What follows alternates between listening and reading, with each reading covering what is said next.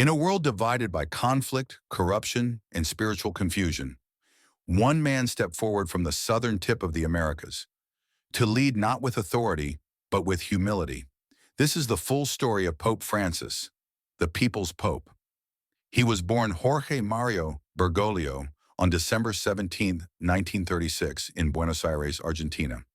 The son of Italian immigrants raised in a working-class neighborhood.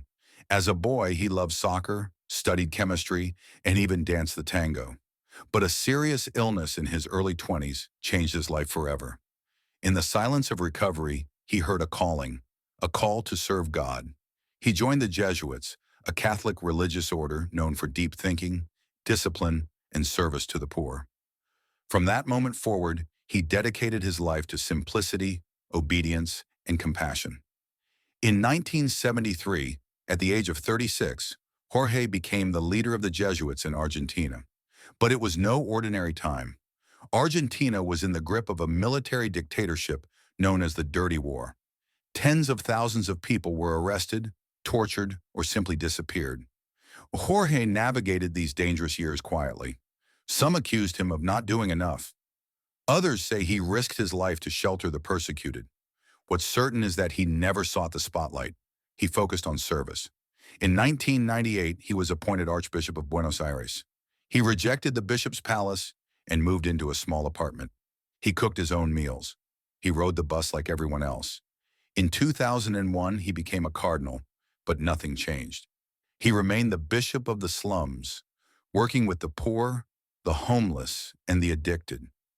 When Pope John Paul II died in 2005, Bergoglio was quietly considered as his successor. But the time wasn't right. Not yet. In 2013, after Pope Benedict XVI shocked the world by resigning, the cardinals gathered to elect a new pope. The world watched as white smoke rose above the Vatican.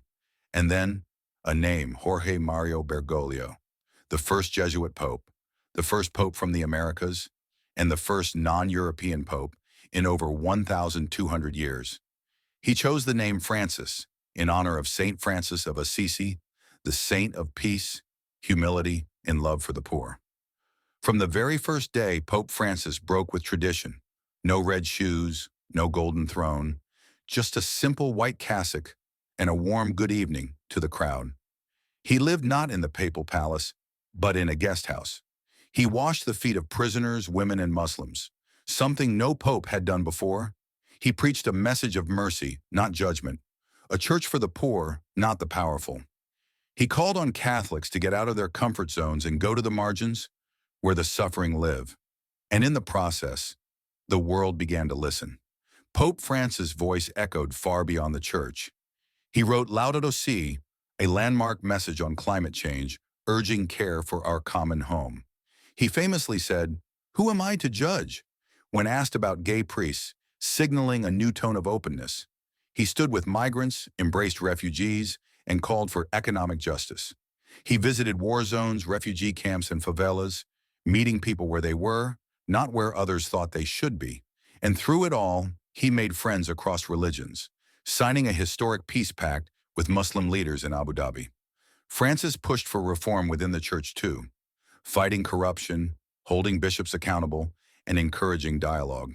He welcomed input from lay people, women, and the young, calling for a church that listens more than it speaks. In his personal life, nothing changed. He still woke up before dawn. He still prayed quietly. He still smiled with children and laughed with the elderly. To the world, he was Pope, but to the people, he was simply Francis.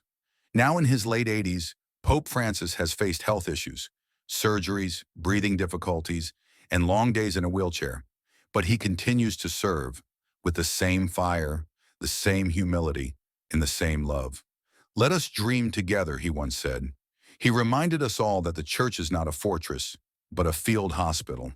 That faith is not rules, but relationship. That leadership means service.